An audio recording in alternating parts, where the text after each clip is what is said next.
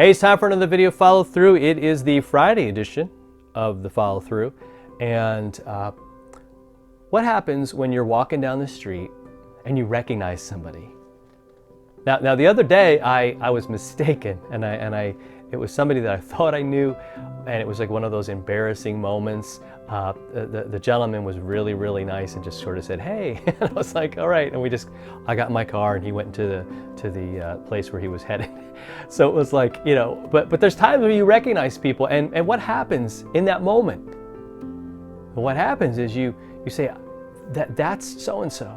I just know it.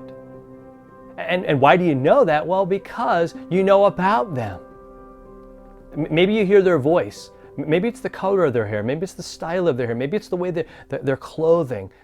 Maybe it's that they're in a certain context, right? They're at the gym, or they're out, and you're like, yeah, that's just the kind of place that they would be.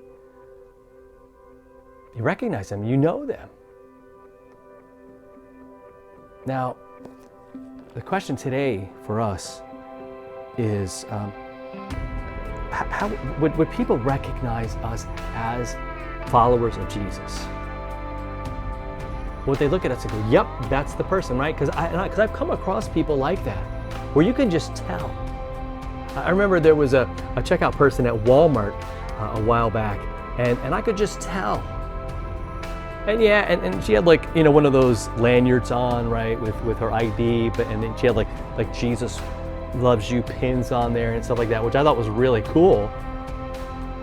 But it went deeper than that. I mean, it wasn't just about some cool pins she had on or outward things. It was just the way that she treated people. I watched as she just interacted with all the folks in the line, a rather long line, right? If you've ever been to Walmart, that's kind of what happens.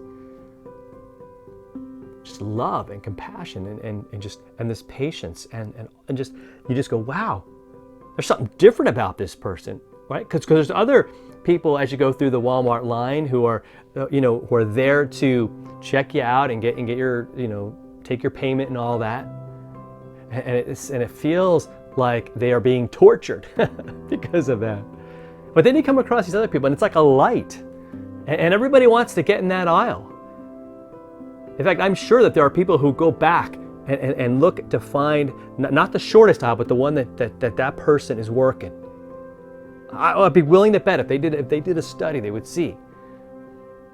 It's awesome. You go there and you just know that you are cared for, and that this person is doing this for a better reason, a different reason.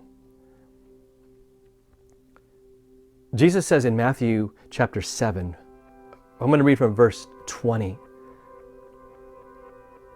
He's talking about trees and fruit, and he's saying, look, you know what kind of tree it is by the fruit. And bad trees produce bad fruit. Good trees produce good fruit. It's impossible for a bad tree to produce good fruit. Why? Because it's diseased. It's dying. It's not healthy. It's just totally messed up. It's incapable of it. It's not there. It doesn't have what it needs to do that. But a good tree, what happens when they don't bear bad fruit? It just doesn't happen. It's healthy, and what it's going to do is what God has designed it to do, which is to bear really great apples, oranges, or whatever else it is. So just like those trees, right? He says, people are going to recognize you by how you live, by what you do. And this is so important, because I think as Christians we often we're so busy saying, we're saved by God's love, and we don't have to do anything, and that's true. We don't. We do not. That is a free gift, 100%. Jesus died on that cross so that we would know that we are loved and forgiven. Right? That's been settled. But that bears fruit.